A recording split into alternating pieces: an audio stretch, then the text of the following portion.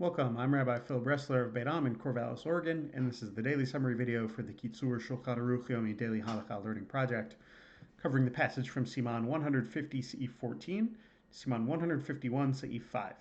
You find links to the Hebrew and English text of this passage and to the calendar of upcoming passages in this video's description. Continuing our list of when not to have sex, obviously within the confines of marriage.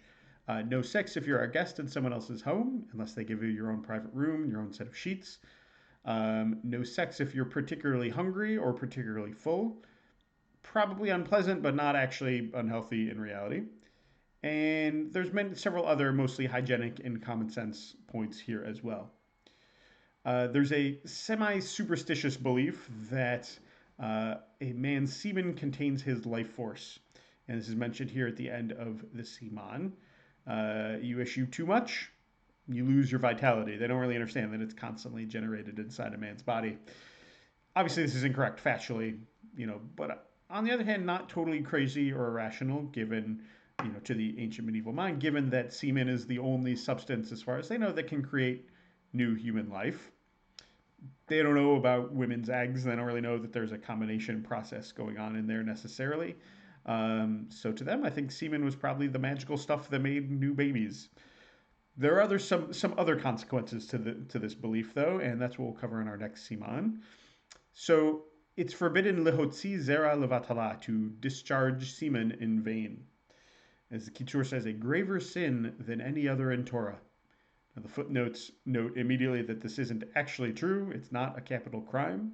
You can't be punished by any other human being for masturbating. It's just hyperbole. But within the sort of semen equals life force kind of framework, though, there's a way that wasting semen is sort of wiping out life, or at least potential life.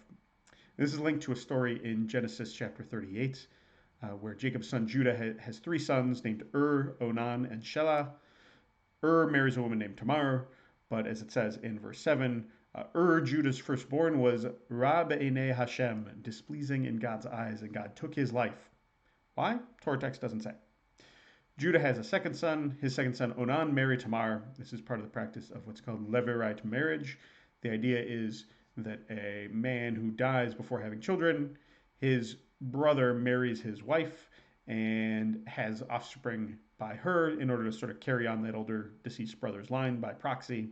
But apparently Onan, knowing that any offspring he has by Tamar won't count as his, spilled his seed upon the earth instead.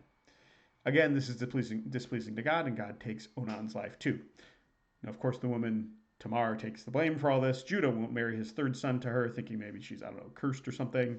And the rest of the story is about her tricking Judah into having sex with her, thinking she's a prostitute, and ultimately being vindicated by having sons by Judah. This is all to say, basically, that any sort of waste of seed comes to be seen as particularly abominable. And in fact, the Hebrew word for masturbation gets named after Onan. Onanutz is the Hebrew word. And actually, that ends up, they blame it on too. They think he did the same thing, even though it's not mentioned why he died.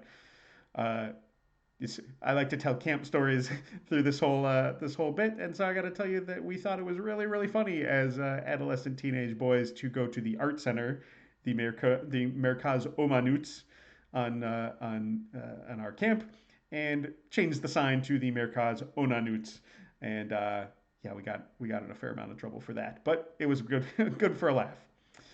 Now, obviously, God doesn't go around smiting people as often as we might think necessary for things like masturbation. So the Kitzur makes extra sure that masturbating is bad, and even if you don't die as a result, other bad stuff is liable to happen.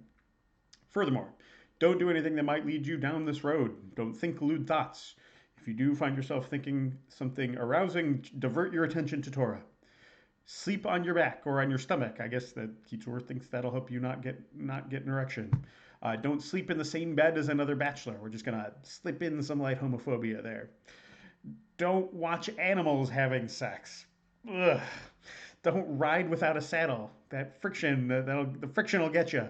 Don't hold your penis while urinating. Don't eat or drink things that tend to heat up the body. Fatty meats, dairy products, eggs, garlic. I have no idea what the Kitzur thinks is going on here, but there you go. Of course, though, nocturnal emissions are a thing, and despite one's best efforts, they may find them that they've ejaculated in the night.